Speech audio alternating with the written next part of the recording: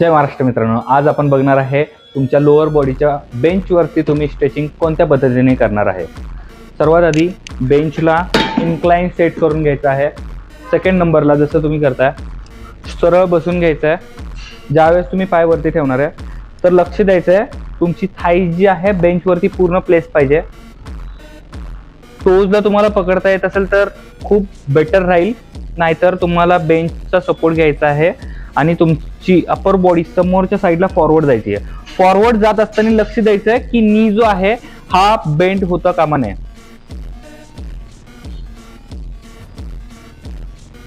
जवळपास 20 second hold करायचं आहे दोन्ही पायांना। त्याच्यानंतरून आपण जसं करतोय बेंचला सरळ अँगल ठेवायचा आहे, फ्लॅट करून घ्यायचं आहे बेंचला। सेकंड पाय या पद्धतीने लॉक होणार आहे। अपर बॉडी मेंटेन ठेवायचं आहे आणि समोरच्या साईडला फॉरवर्ड करायचं आहे। ह्याच्याने तुमची हॅमस्ट्रिंग खूप चांगल्या पद्धतीने स्ट्रेच होणार आहे। दोन्ही पायांना 20-20 सेकंद होल्ड करायचं आहे।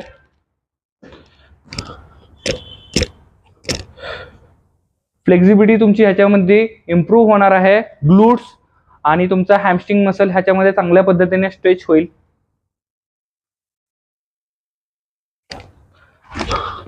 तीन नंबरला आपण क्वाड ट्रायसेप्सला ठेवतोय। सरळ ठेवून द्यायचंय पायाला एका बेंचवरती।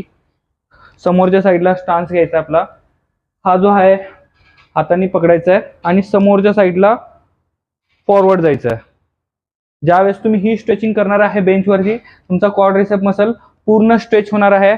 ऑलमोस्ट तुम्हाला 20 सेकंद होल्ड करून ठेवायचं आहे।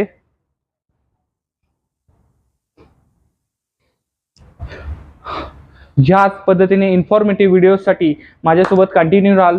सबस्क्राईब करा, शेअर करा, लाईक करा। थँक्यू।